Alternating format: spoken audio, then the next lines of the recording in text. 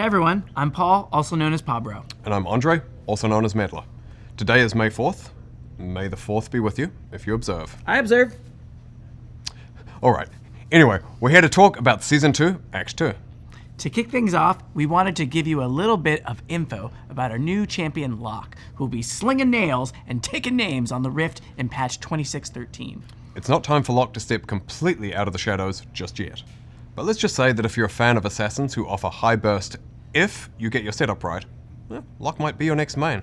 Outside of Locke though, we have an update to ARAM Mayhem, and the team will talk about that right now. Howdy gamers, I'm Riot Phlox. And I'm Eduardo Riot Cadmus Cortejoso, and we're here to talk to you about ARAM Mayhem.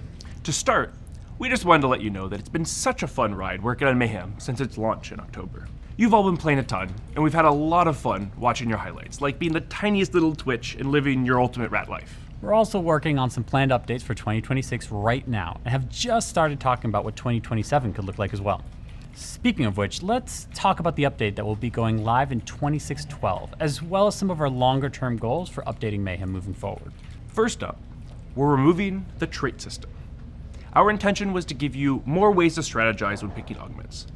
Plus, it could provide some wacky alternative playstyles you'd never think of, like Stackosaurus Yumi, for example. But rather than providing increased strategy, it often felt like you lost options because it was trolling not to choose a traded augment. And on top of that, beyond this illusion of choice, it just feels giga bad in games where you just get unlucky and can't level up any of your traits. At the same time, we know that some of the trait effects have actually been really fun to play around. So while we're scrapping traits, their effects will continue to live on in the form of new augments.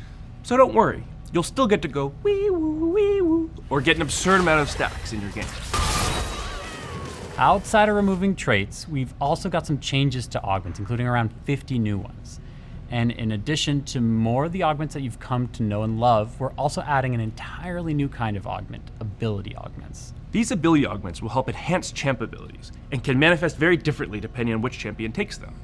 One example is multi-shot, which splits projectiles, shooting them in different directions. So if you take this on Blitzcrank, you might grab over half the team in one hook.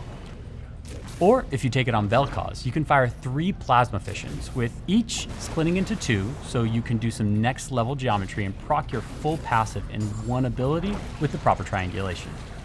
Our goal for Mayhem is to keep the fun, fast-paced experimentation while adding a healthy amount of variety with each update. We'll be doing these thematic updates with augment drops, balance updates. Balance within reason. And within reason. And we'll continue to experiment above all else. We want Mayhem to be home for the memers, the dreamers, and everyone who just wants to find that chaotic fun that the mode can offer. That's just scratching the surface for what we have planned for Mayhem, but you can find more in the new dev blog that we released today. In other ARAM related news, we're going to try something out in a couple of regions for a few patches. It's a thing you can buy for 1350 RP called ARAM Wardrobe. It lasts for 30 days and lets you use most epic tier and below skins, released before 2026, in ARAM and ARAM Mayhem. We'll be testing in Oceania and Brazil, so let us know what you think, whether you get the chance to try it out or if you just have questions and thoughts. Okay, speaking of skins, you know what Season 2 really needs, Andre? I'm sure I have no idea what you're going to suggest, Paul. Demons! At the beach. Hui, Brand, and Prestige LeBlanc will be coming out in the Sinful Shores skin line in patch 26.12. And after that, we'll have High Noon skins for Akshan and Locke, as well as Broken Covenant skins for Aurora, Shen, and Jin, who will be our MSI RevShare skin. Then in July, we'll have the 2025 World's Winners skins, and our Victoria skin for Season 2 will be everyone's favorite knife cat, Rengar. Alright, shifting gears a bit, we want to talk about a new, old, experimental rank queue that we're trying out. Ranked 5s will be running at set times on weekends from June 26th to September 6th. We know that for a lot of you, playing as a full 5-stack is how you most love to play League, and we want to explore more ways to give 5-stacks shared competitive experiences outside of Flex, which isn't always against full groups. Although you'll need a full group to queue, you won't always have to use the same group every time, so you're free to play around which of your friends are online, rather than needing to pre-schedule with your squad. And if your group has a pretty wide range of ranks, don't worry. There won't be any restrictions on group ranks, so you'll be able to queue with any of your friends. Now, you might be wondering, why just set times on weekends? To get a really good ranked 5s experience, we need to match equal skill teams together. When we previously had ranked 5s as a queue that was on all the time, we didn't consistently have teams of similar skill queuing up at the same time.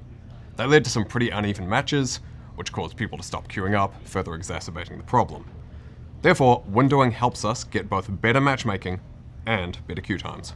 In addition to better matches, this allows you to find games faster, with more people playing at the set time.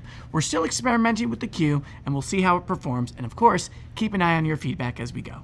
You can learn more about it in a dev blog that's out now, so be sure to check it out. Next, we want to talk a little bit about some additional improvements we're making around game. We've been doing work over the past few months on penalties for disruptive and harmful communication, and starting this act, you'll be able to directly report abusive communications in your DMs.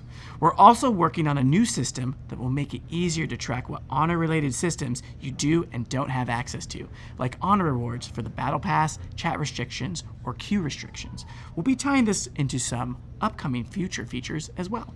And finally, before we go, we wanted to talk a little bit about MSI. MSI will take place in Daejeon, South Korea at the Daejeon Convention Center 2 from June 28th through July 12th. It'll be broken down into 2 stages, play-ins from June 28th to July 1st, and brackets from July 3rd through 6th and July 8th through 12th, with the finals taking place on July 12th. Play-ins will use a 4-team double elimination format, after which the top team in each group will qualify for brackets. The 7 teams that skip play-ins are the first seed from each region, as well as BLG, who of course won first stand in Brazil earlier this year. If you're attending in person, keep an eye out for some of the dev team who'll be attending the Fan Festa. Be sure to come on over and say hey. You'll be there, right, Paul? I sure will, Andre. So if you see me, don't be shy. Come on up and say hi. Love the rhyme. Thank you. We'll also be doing pick'ems and crystal ball for MSI this year. So start thinking about your picks before they open on June 17th. And be sure to tune into finals, where we'll have a sneak peek at some of what we have coming for season 3. Alright, that's it for us today. Be sure to check out the dev blogs, send us some Locke fan art when he's out, and we'll see you on the Rift, or causing some chaos and mayhem. Bye. Thank you all.